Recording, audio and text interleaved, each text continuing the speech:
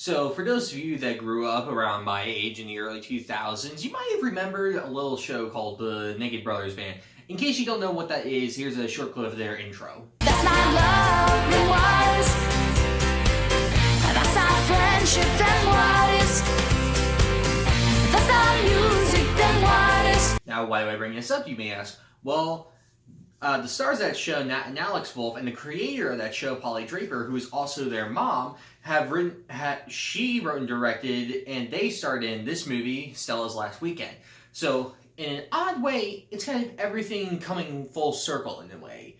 Their acting careers, her writing and directing career, and also their music career is just all coming is now present today, all coming back together once again, and seeing it how much it's grown.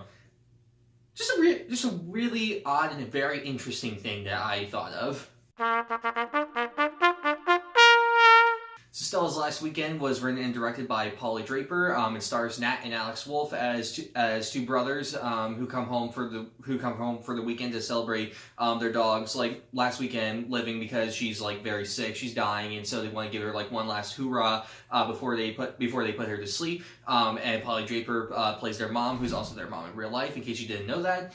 And during this weekend, Nat's character discovers that his brother is dating a girl that he met at a party over a year ago, and they had really hit it off back then, but he hasn't seen her since. And so seeing her again and dating his brother is starting to create an internal conflict with him, and not only him, but she also has some kind of feelings left over. And so again, there's more of a conflict built up around that, and Alex's character doesn't know any of this, and so it creates a really interesting conflict overall throughout the whole story. And I really enjoyed this movie. First off, the acting from both Nat and Alex Wolff, they are fantastic.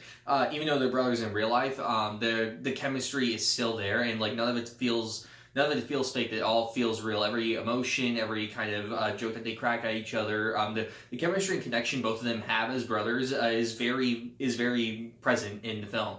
That was one of the best things about the movie. The writing and directing from Polly Draper, and her also playing their mom, was really good. She clearly understands what her sons are like, and how best their personalities work around each other, and how to specifically craft the movie to work with them. And it worked really well, and her direction is fantastic. I remember watching the Naked Brothers Band movie back when it came on, when I was 5 years old. And just remembering how much it stuck in my head just because of how much of a mockumentary it was, and just kind of the style of humor and stuff like that. And some of that, the style of humor and whatnot is kind of a bit present, same as the drama that was surprisingly in that movie, because there was a bit of that in that one. But just kind of seeing it here, and again, as I said in the beginning, just kind of seeing it all grow and see how much it's grown since then is really interesting for someone that grew up watching that show, and just seeing what it's like now, seeing how much she's grown as a writer and a director. And she did a fantastic job with this. Technical aspect, as I've said before, writing and directing was great. I really enjoyed the cinematography. It's simple, but there's a lot of really beautiful shots of New York City, and simple handheld camera work. Most people aren't really fond of it, but I enjoy it. I think that when it's a simple drama like this, I think doing it in a handheld kind of way, not shaky cam, handheld, add something to it. Not really something I can explain. It's just something that I enjoy.